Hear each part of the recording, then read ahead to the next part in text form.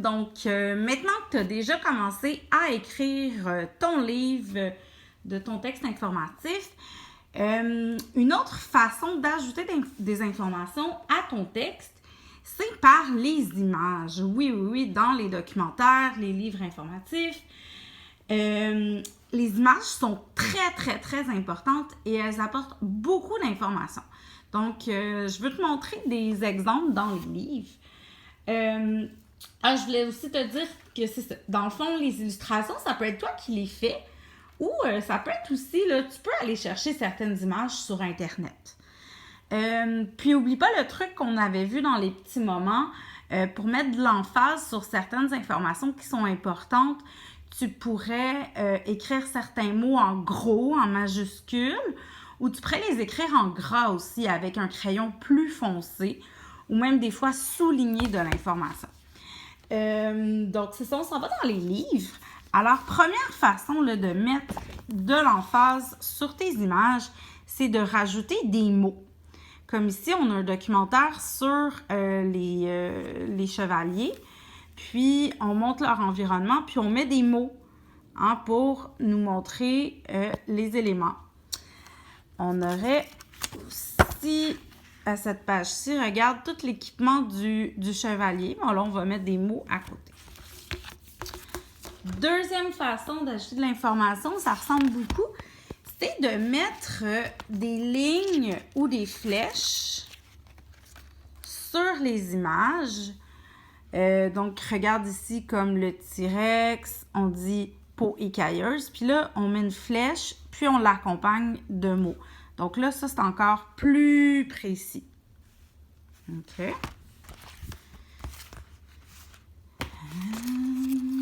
Dans le livre ici aussi, on faisait la même chose. Donc, regarde, ici, bon, au lieu d'être une flèche, c'est des lignes. Donc, pour l'équipement du chevalier. Des lignes.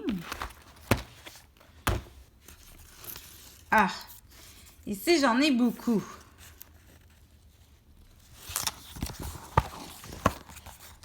Regarde ici, le bébé dans la poche. Donc, on montre, il est où le bébé?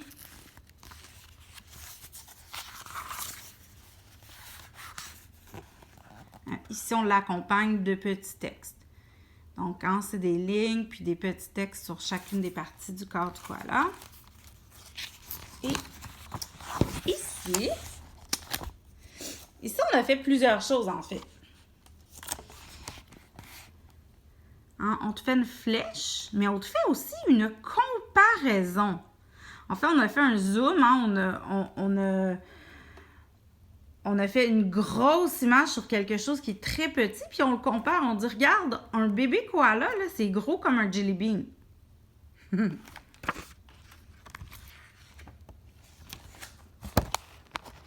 D'autres exemples de comparaison. J'en ai un ici. Ben, c'est ça. Tu sais, ici, on disait les dinosaures, c'est des reptiles. Puis là, on donne des exemples. C'est pas comme les éléphants, c'est pas comme les grenouilles, c'est comme les crocodiles.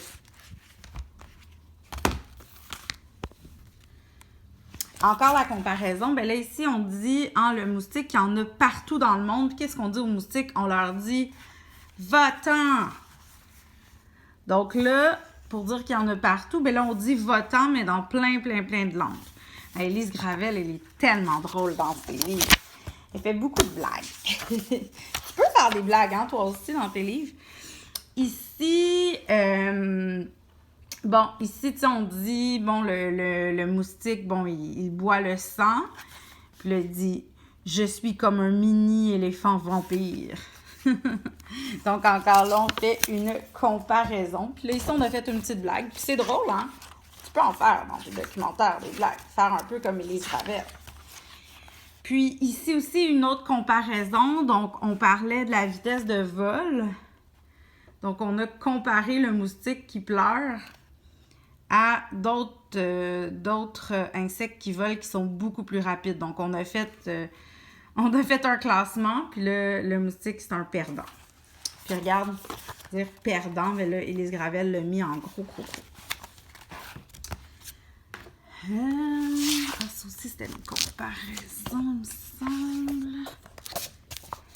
Ah oui, regarde, une autre façon de faire une comparaison, ben, au lieu de dire que la rainette, elle est vraiment, vraiment petite, regarde, on l'a assis sur un crayon. Donc, tu sais c'est quoi la grandeur d'un crayon, hein? Et regarde, la rainette, on l'a comparé à un crayon avec l'illustration. Ensuite, dans les autres choses que je veux te montrer, il y a le zoom. Là, j'ai juste un exemple de zoom, mais il y en a beaucoup d'habitude dans les documentaires. Mais là, le documentaire que j'avais à la maison, j'en ai pas trouvé beaucoup. Donc, ici, on dit où est-ce que le koala vit. Il vit en Australie. Là, on a fait une flèche. Puis, on a fait en gros le plan de l'Australie. Puis là, on te montre exactement où en Australie vivent les koalas. Dans des documentaires sur les animaux, j'avais vu aussi beaucoup là, des zooms sur les dents pour bien voir la dentition, pour voir que c'est très tranchant. Mais là, j'ai pas ces livres-là à la maison. C'est pas dans les livres que j'ai ramenés. Ensuite, il nous en reste quelques-uns. Donc, on a la bulle. Donc, des fois, on va avoir des petites bulles comme ça qui donnent une petite information de plus. On a les sous-titres. Donc, ici, c'était un chapitre sur les tâches. Hein, on disait que chez les suricates, chacun avait sa tâche. Puis là, on disait, ben là, il y a les gardiennes. Puis là, on explique un petit peu c'est quoi le rôle des gardiennes. On disait, il y a les sentinelles. On explique leur rôle. Les éducateurs. Les nourrices. Donc, les sous-titres aussi, c'est une autre façon de donner de l'information. Et finalement, la dernière façon là, de classer ton information, c'était le schéma.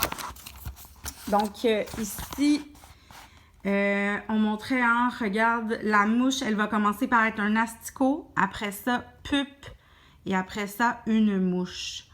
Donc, faire un schéma, puis là, on a écrit 1, 2, 3. On pourrait aussi faire des flèches. Des fois, c'est des schémas plus en cercle. Donc voilà. Fait que va travailler tes illustrations. Va te pratiquer sur comment tu veux faire tes illustrations pour qu'elles soient plus précises, pour que ça ajoute de l'information. Et on se voit dans un prochain vidéo. Bye bye!